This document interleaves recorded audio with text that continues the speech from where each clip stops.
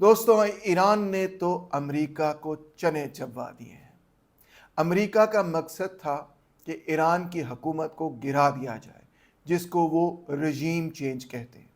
جب انہوں نے سب سے پہلے حملہ کیا تو ساتھ ہی انہوں نے یہ کہا کہ ایران کے لوگوں کو ہم کہہ رہے ہیں، نیتن یاہو نے بھی ساتھ کہا، ٹرمپ نے بھی کہا کہ اٹھو اور اپنے ملک کو واپس لے لو۔ اس سے صاف ظاہر ہوتا ہے کہ ان کے ذہن میں یہ بات تھی کہ اگر ہم قیادت کو ختم کر دیں گے تو ایران کی عوام ایک دم سے اٹھ جائے گی اور حکومت کو گرا دے گی، رژیم چینج ممکن ہو جائے گا، اور اس کے بعد وہ ایران کے تیل پر اپنا قبضہ جما لیں گے اور ان کی پراکسیز کو بھی ختم کر لیں گے۔ مگر ایسا بالکل نہیں ہوا۔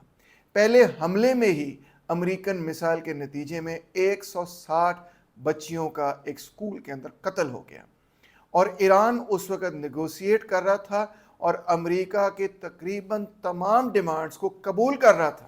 اور یہ بات عمانی منسٹر نے بھی کہہ دی، جو کہ اس ساری چیز کے اندر میڈیٹ کر رہے تھے ٹاکس کو۔ تو لہٰذا ایران کی عوام کیا، پوری دنیا کے لوگوں نے یہ کہا کہ یہ جنگ جو ایران پر کی گئی ہے، مسلط کی گئی ہے، اس میں ایران بے قصور ہے۔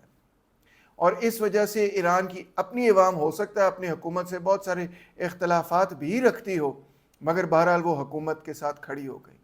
اور دی اکانومسٹ کی رپورٹ کے مطابق اس کے نتیجے میں رژیم چینج ہوا ایران میں، مگر یہ وہ رژیم چینج نہیں تھا جو ٹرمپ اور نیتن یاہو چاہتے تھے، بلکہ الٹ ہی ہوا۔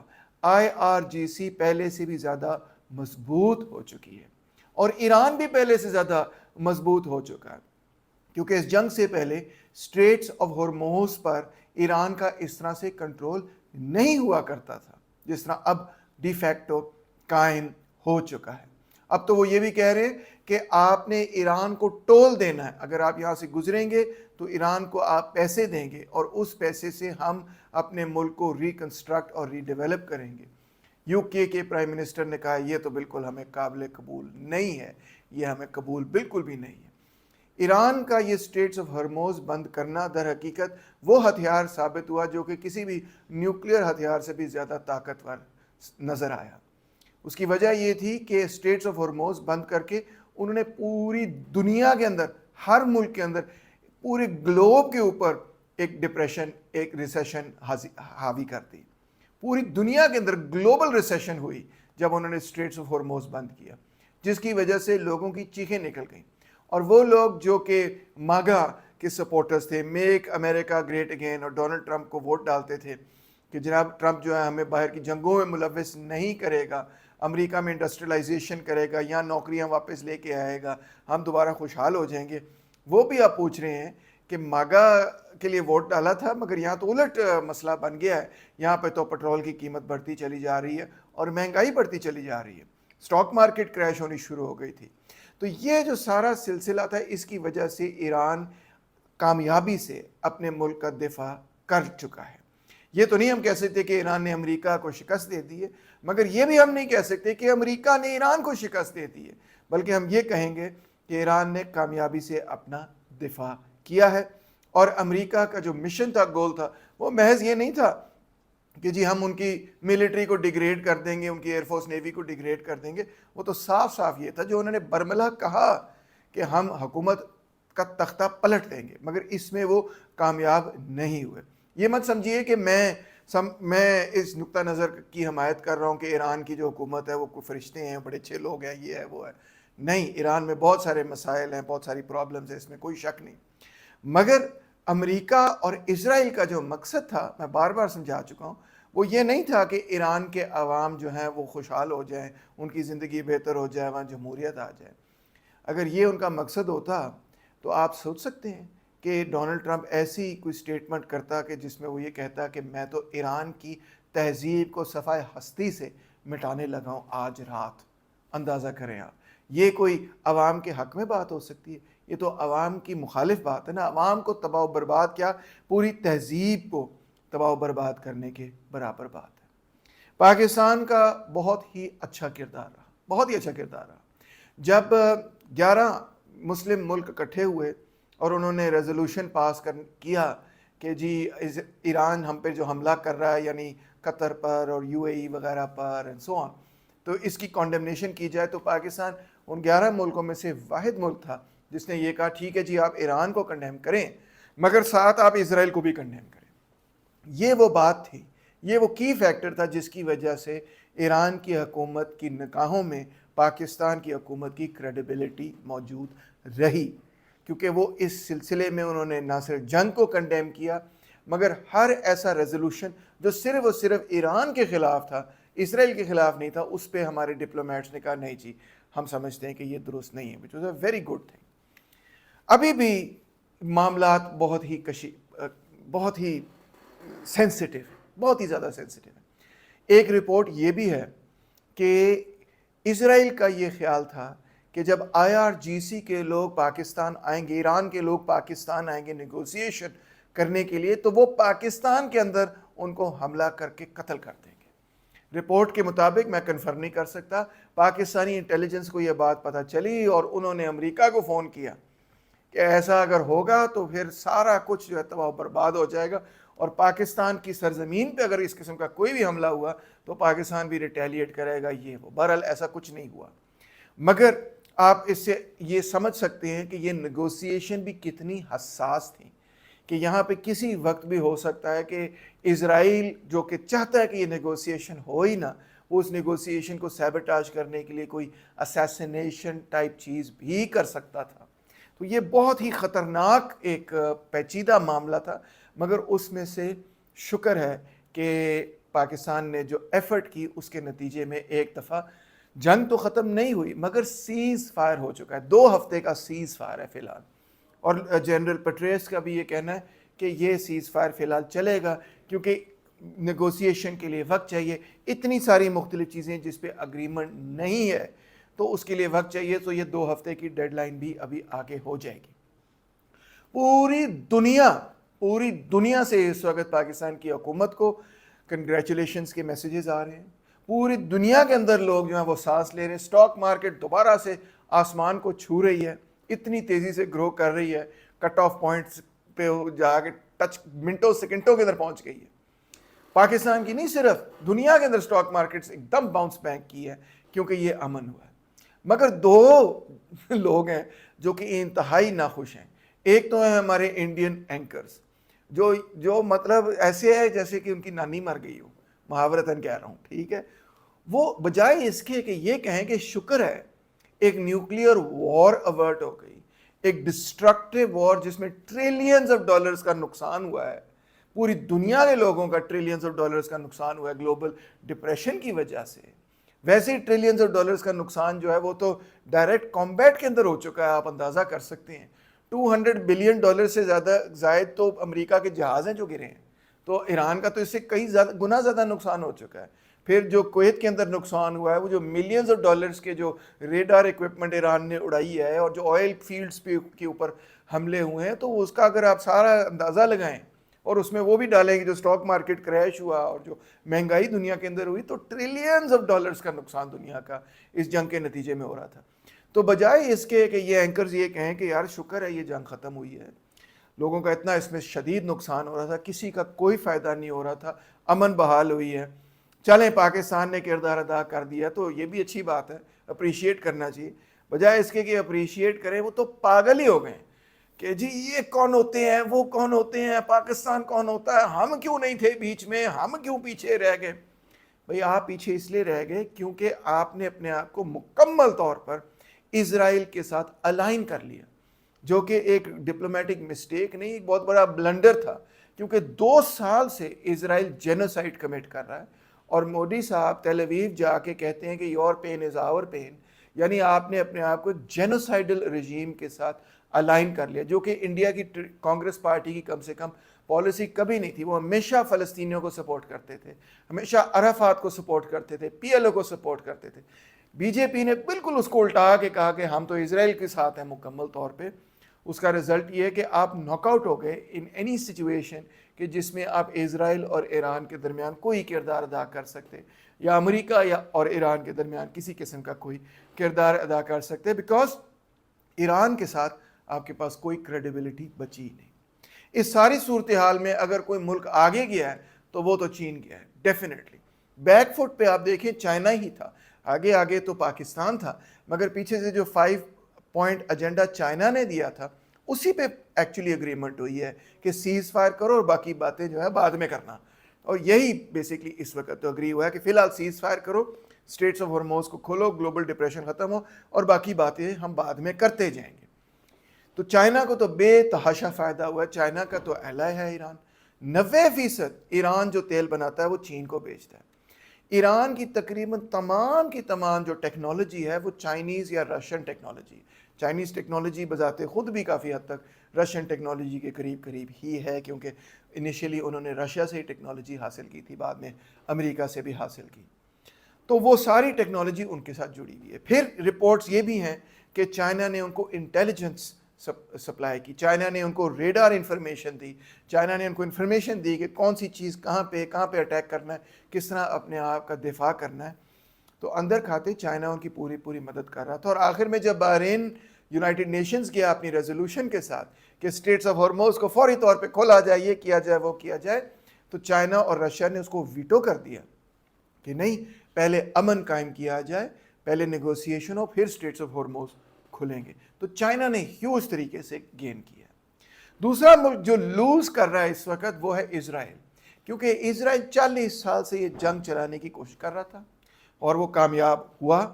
اب اس کی پوری کوشش ہے کہ یہ جو نیگوسیشن ہوئی, جو امن ہوا ہے, اس کو سیبوٹاج کر دے, اس کو تباہ و برباد کر دے. ابھی اس پر سیاہی جس کو ہم کہتے ہیں نا سوکھی بھی نہیں تھی کہ اسرائیل نے پوری جنگ میں, اس پورے جنگ کے پیریڈ کے اندر, پچھلے 37 ڈیز کے پیریڈ کے اندر جو سب سے بڑا اٹیک ہے وہ کل رات کو انہوں نے لیبنان پر کیا. 250 لوگوں کا انہوں نے قتل کیا آفٹر دا سیز فائر. 850 تقریباً لوگوں کو انہوں نے انجر کر دیا. ابھی تو پوری کاؤنٹ بھی نہیں ہمارے پاس آتی ہے, آپ کو پتہ ہے فورن پتہ بھی نہیں چلتا ہے کتنے لوگ مرے ہیں, کتنے انجر ہوئے ہیں, اس سے زیادہ بھی ہو سکتے ہیں. یعنی کہ اس پورے پیریڈ کا سب سے بڑا حملہ انہوں نے اس وقت کیا ہے جب سیز فائر اگریمنٹ ہو چکا تھا. اس سے نظر صاف یہ آتا ہے کہ اسرائیل اس سیز فائر کو قبول کرنے کے لیے تیار نہیں, بلکہ جان بوجھ کے اس کو سیبوٹاج کر رہا ہے اور پوری کوشش کر رہا ہے. اور اب اس نے امریکہ کو دوبارہ کنونس کر لیا. جے ڈی وانس صاحب نے بھی کہہ دیا Lebanon was never part of the agreement. بھائی کیا بات کر رہے ہو, Lebanon was part of the agreement. آپ نے اگریمنٹ توڑی ہے, اسرائیل نے اگریمنٹ توڑی ہے, اور امریکہ ایز یوزول اسرائیل جو اگریمنٹ توڑتا ہے کہتا ہے ہاں بالکل ٹھیک کر رہے ہیں, وہ تو اگریمنٹ کا حصہ ہی نہیں تھا. دس از نان سینس. ٹھیک ہے جی. تو بیسکلی اسرائیل کی پوری کوشش آج بھی ہے اور آئندہ بھی رہے گی کہ اس اگریمنٹ کو توڑ دیا جائے.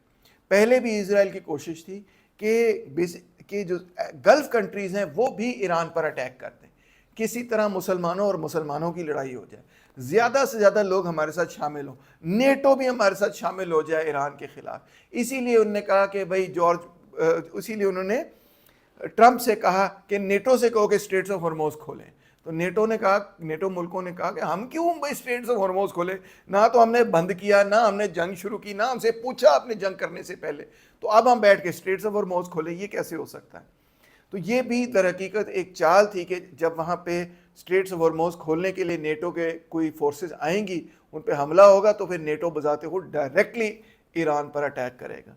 تو اسرائیل کی پوری کوشش ہے کہ اس کو سیبوٹاج کر دیا جائے, اور وہ اپنی کوشش جاری رکھیں گے. مگر جو قوتیں امن چاہتی ہیں ان کو پوری کوشش کرنی چاہیے کہ ناٹ اونلی کہ ایکسپوز کیا جائے کہ ایگریمنٹ کیا تھا اور کس طرح سے اسرائیل نے اس کو وائلیٹ کیا ہے, اور امریکہ پہ بھی پریشر ڈالا جائے کہ اس ایگریمنٹ کو پورا کیا جائے جس پہ آپ نے دستخط کیا ہے, بلکہ اس کے ساتھ ساتھ اگر وہ ایگریمنٹ توڑتے چلے جاتے ہیں تو پوری دنیا کے اندر یہ بات واضح ہوگی, اور آپ نے بھی واضح کرنی ہے. آپ ویڈیوز بنائیں, شیئر کریں کنٹینٹ, کہ اسرائیل معاہدہ کر کے کسی معاہدے کو قبول ہی نہیں کرتا ہی نہیں قبول, کسی انٹرنیشنل لاء کو قبول کرتا ہی نہیں.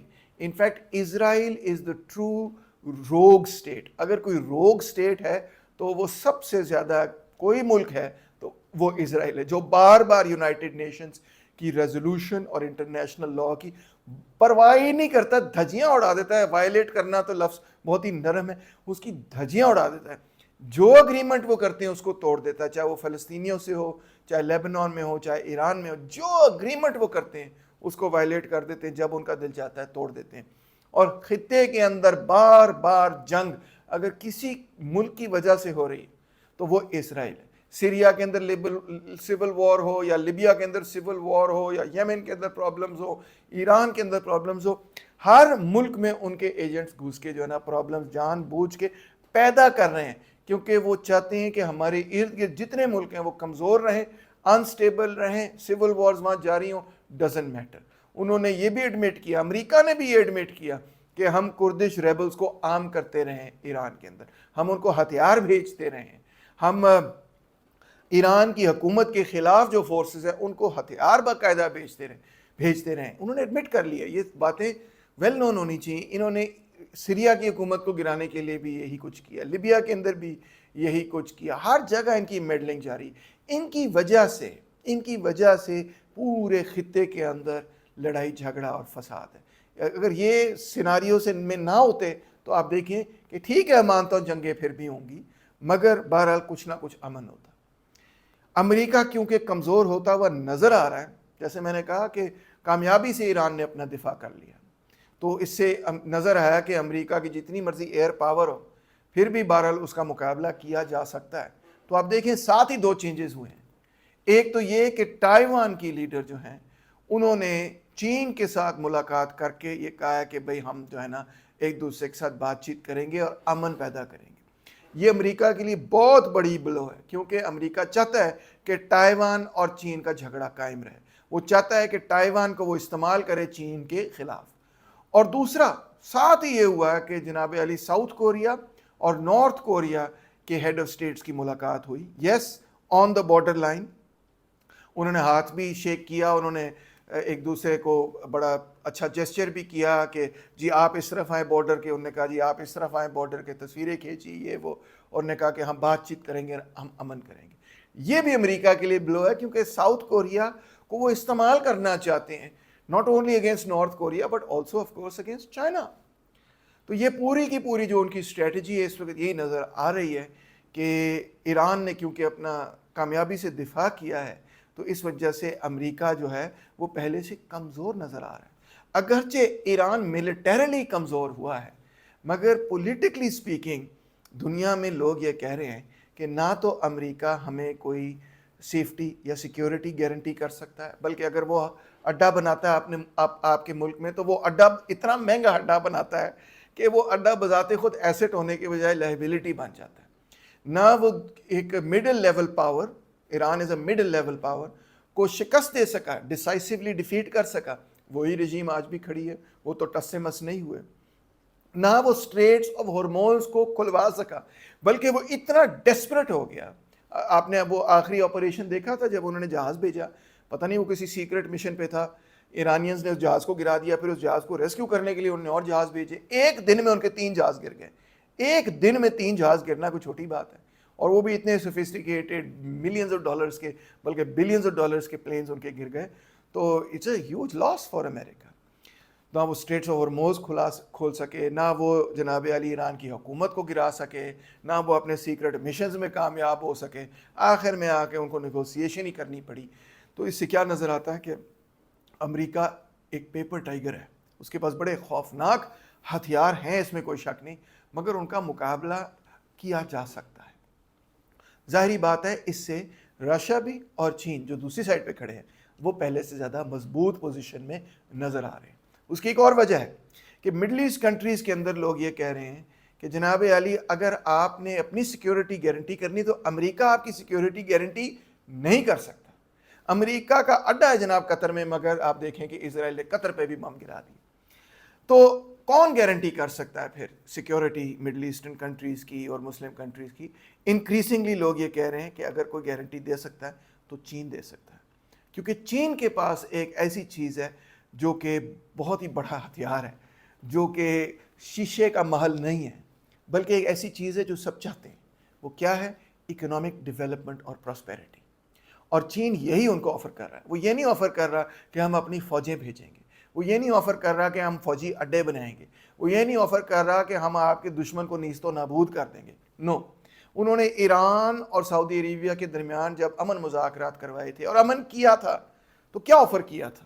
انہوں نے یہ آفر کیا تھا کہ ہم انویسٹمنٹ کریں گے، ہم آپ کو بھی ڈیولپ کریں گے, ایران کو بھی ڈیولپ کریں گے, اور آپ کو بھی ڈیولپ کریں گے, آئیں مل بیٹھ کر جو ہے بات چیت کرتے ہیں. انکریڈبل. ٹھیک ہے, تو یہ بہت بڑا ڈفرنس ہے اس وقت کہ ایک طرف وہ قوتیں ہیں جو کچھ بھی آفر نہیں کر سکتی دنیا کو ماں سوائے اس کے کہ ہم بہت ہی ڈسٹرکٹیو فورسز ہیں, ہم ڈسٹروائے کر دیں گے تمہیں, ہم تمہاری تہذیب اڑا دیں گے, اور ہمارے ساتھ جڑو ورنہ ہم جو ہے نا ہمارے سے زیادہ خوفناک اور خطرناک کوئی نہیں. صرف اور صرف فیئر آفر کر رہے ہیں وہ. اور دوسری طرف ایک قوت ہے جسے کوئی نہیں ڈرتا, لوگ اس کو ہر وقت برا بھلا بھی کہہ رہے ہوتے ہیں, تنقید بھی کر رہے ہوتے ہیں, پورے انٹرنیشنل میڈیا میں برا بھلا کہا جا رہا ہوتا ہے وغیرہ وغیرہ, مگر وہ کیا آفر کر رہا ہے؟ ایک جینوئن ڈیولپمنٹ ماڈل. اس میں بہت ساری پرابلمز ہیں, میں مانتا ہوں, وہ کوئی پنیسیا نہیں ہے, وہ کوئی پرفیکٹ سولوشن نہیں ہے, وہ کوئی سوشلسٹ سولوشن بھی نہیں ہے, میں یہ بھی کہوں گا.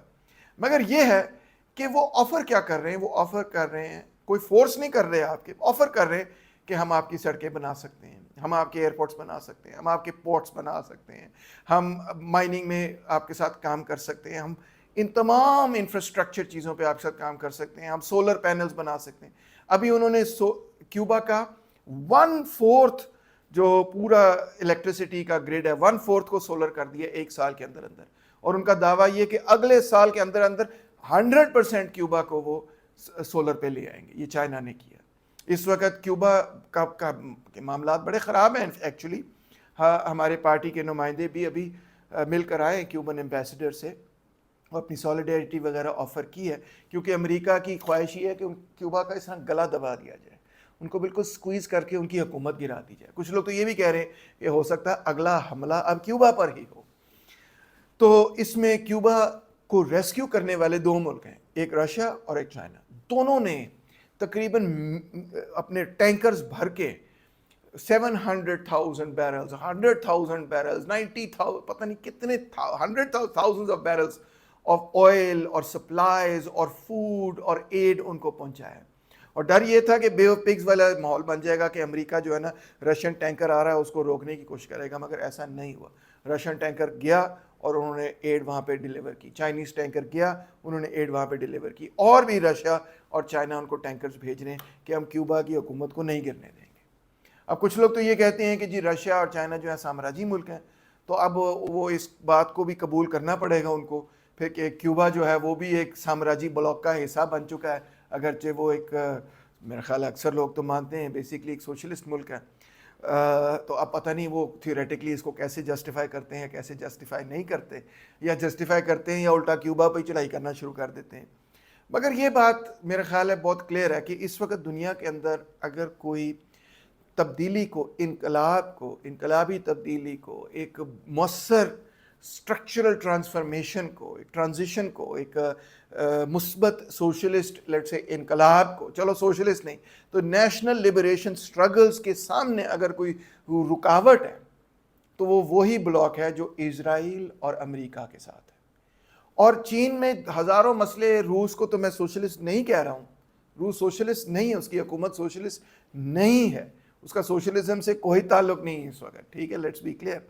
مگر روس جو ہے اگر کہیں دنیا میں اور انقلاب ہوتا ہے, گنی بساؤ میں ہوتا ہے, یا جس طرح آج کل ابراہیم ترورے جو ہے وہ کہہ رہے ہیں کہ ہم اپنے ملک میں انقلاب کریں گے, تو روس اس میں یا چین اس میں رکاوٹ نہیں ہے, بلکہ الٹ ہی ہے معاملہ کہ اگر کوئی انقلابی حکومت ابھرتی ہے تو اور امریکہ اس کا گلا دبانے کی کوشش کرتا ہے تو اس کی مجبوری بن جاتی ہے, اس کی ضرورت بن جاتی ہے کہ وہ الائز تلاش کرے, اور اس کو الائز اگر ملیں گے تو روس اور چین میں ہی ملیں گے, اس کے علاوہ اور کہیں نہیں ملیں گے.